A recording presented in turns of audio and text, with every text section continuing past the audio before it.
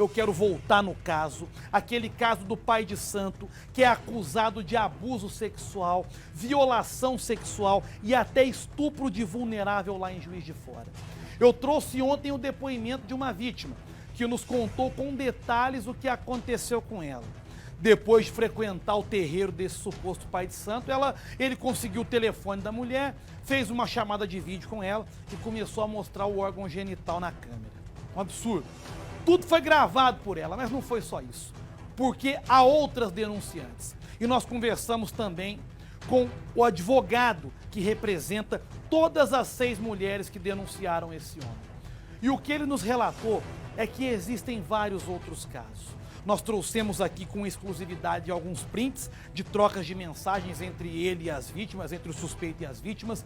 E hoje o Vinícius conversou com mais vítimas desse homem que relataram situações absurdas vividas com ele. Essas vítimas pediram para não ser identificadas e uma delas nos contou por áudio que ela foi vítima dele quando tinha apenas 13 anos de idade. Hoje ela tem 19. São relatos que você vai ver agora nessa nova reportagem sobre o caso. Põe no Cidade. Foi uma confiança que eu peguei nele tão grande que eu jamais ia poder que ele ia fazer isso comigo. O relato é de mais uma das supostas vítimas do pai de santo, acusado de crimes sexuais em Juiz de Fora. A mulher, que pediu para não ser identificada, relembra que foram meses frequentando um centro religioso, comandado pelo homem, sem desconfiar de nada. Porém, o carisma do suspeito seria parte de um teatro, um personagem com ambições criminosas. No entanto, eu tive até confiança de levar meus filhos para lá também, né? Para o centro religioso, a qual minha filha e meu filho faziam parte também. Eu tive essa certa confiança nele. Nós éramos considerados como amigos, irmãos.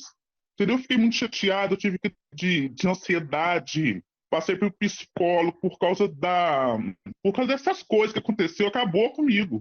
Acabou com o meu psicológico, infelizmente. Além de fiéis, o homem teria assediado até mesmo quem estava do lado dele na gestão do centro religioso. Essa outra vítima conta que quando o caso ganhou repercussão, ela passou a ser ameaçada e acusada de ter sido conivente com os abusos. Algumas pessoas achavam até que eu estava conivente com isso tudo. A maioria das pessoas achou que eu sabia.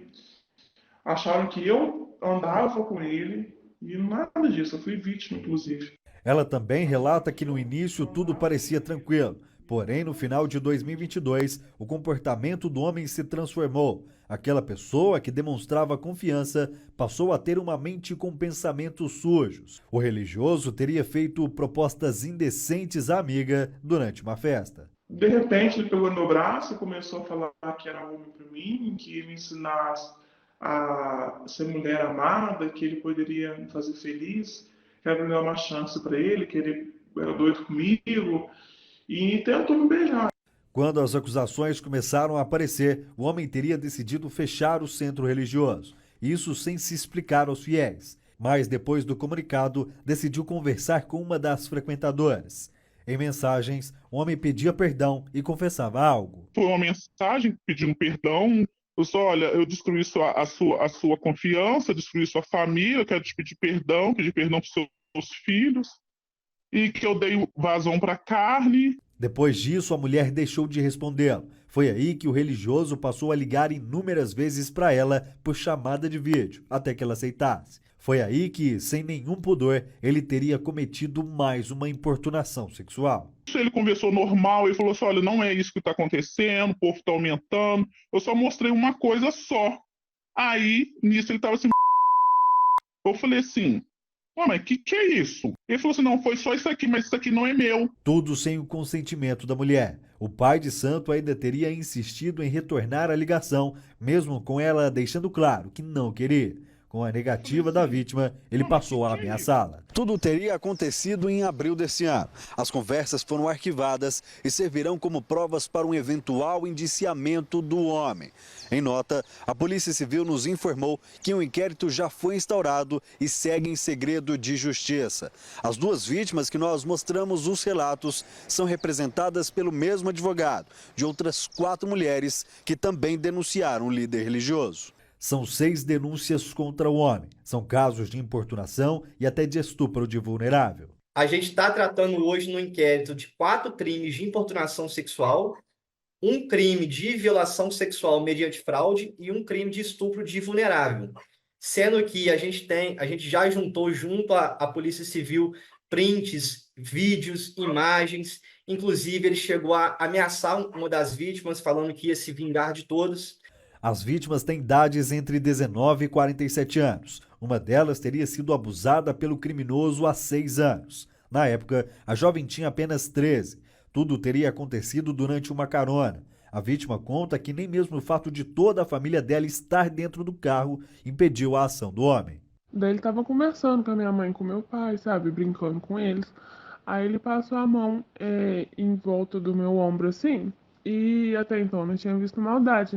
Só que aí ele começou a passar a mão no meu peito, entendeu?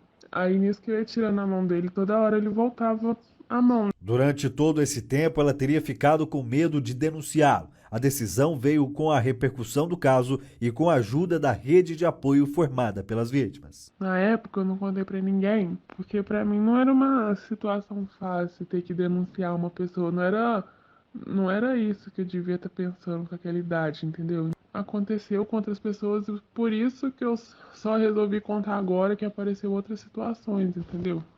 A vítima, com 13 anos à época, ficou muito constrangida, literalmente travou, não conseguiu tomar atitude no momento, contar para ninguém, e só conseguiu contar agora, quase 6 anos depois do fato, que ela tomou coragem, visto que a gente conseguiu reunir essas outras. Então, agora, essas mulheres formaram uma rede de apoio entre elas, para justamente dar visibilidade a isso e buscar a responsabilização criminal dele. Por mais uma vez, nós tentamos contato com o pai de santo, porém o celular dele segue desligado. Ele é um criminoso sexual contumaz e é o mesmo modus operandi, sempre se prevalecendo dessa condição de religioso, de falar que tem que fazer isso para o trabalho religioso dar certo. Inclusive, outras mulheres ele queria levar para tomar banhos religiosos sozinho com ele, em que ele tinha toques indevidos e tudo isso. A primeira coisa que eu peço muito a Deus é que ele tome consciência do que ele fez. Que ele tenha juízo para saber que o que ele fez é crime. O que ele cometeu foi crime. Que isso não se faz com mulher nenhuma. Né? Nem com criança, nem com mulher, nem com idosa, com ninguém. Ainda mais usar a religião. Eu espero uma justiça da justiça. Que ele não faça isso com mais ninguém, isso é muito decepcionante, isso é muito grave. Não existe se a pessoa é mais velha, se é mais novo, para mim é um maníaco. E pessoa assim tem que estar respondendo pela justiça, respondendo à justiça. É lamentável e até assustador quando a pessoa usa da fé das outras pessoas para cometer crimes como esse. Esperamos a punição devida para esse cidadão.